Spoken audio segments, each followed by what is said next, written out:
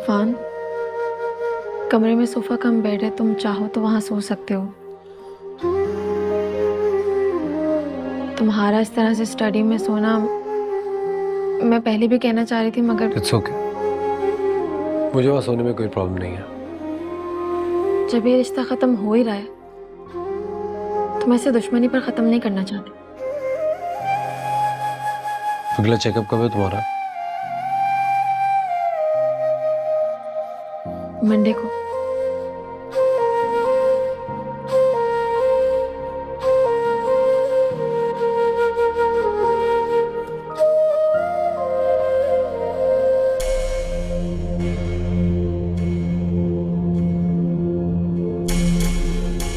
इतनी मासूम तुम हो नहीं जितनी बन रही हो, और तुम्हारा दिमाग ठिकाने पे लाना अच्छी तरह आता है मुझे, जानती हो ना। अफान को नुकसान नहीं पहुंचाना चाह रही।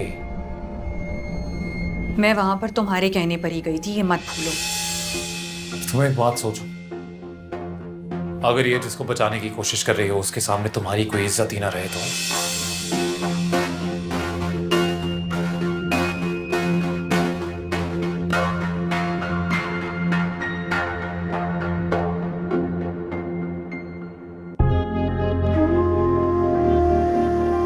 बहुत याद कर रहा था तुम्हें। कैसी हो तुम?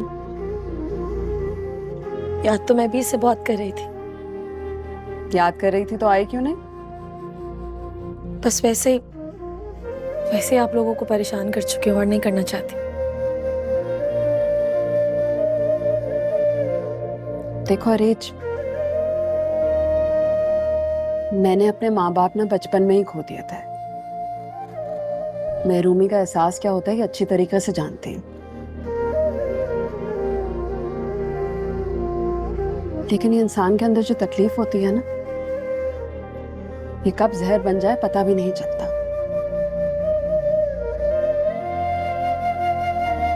इसका एहसास तब होता है जब वो जहर दूसरों पे असर करने लगता है।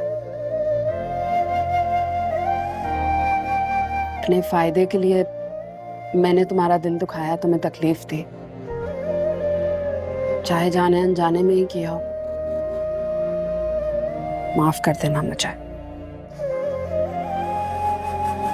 जानती हूँ तुम मेरी बात पे यकीन तो नहीं करोगे, लेकिन तब भी कह ही देती हूँ तुमसे।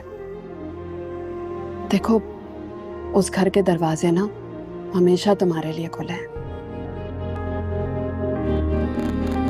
और हमेशा खुले ही रहेंगे। इन हालात में तुम यहाँ कैसे गुजारा कर रही हो? इससे भी बुरे हालात देखे हैं मैंने। ये वक्त भी गुजर ही जाएगा।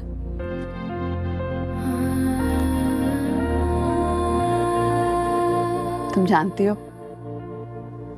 मैं चाहती हूँ कि ये ना बड़े होके बिल्कुल अपनी पुप्पो की तरह हो। तुम्हारे जैसे बड़ा दिल हो उसका, हिम्मत हो, हौसला हो, बिल्कुल अपनी पुप्पो की तरह।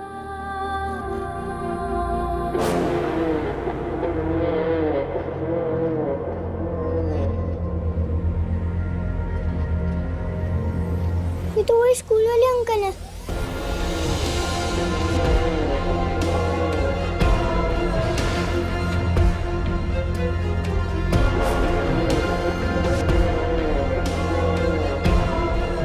हम चलते हैं रीच।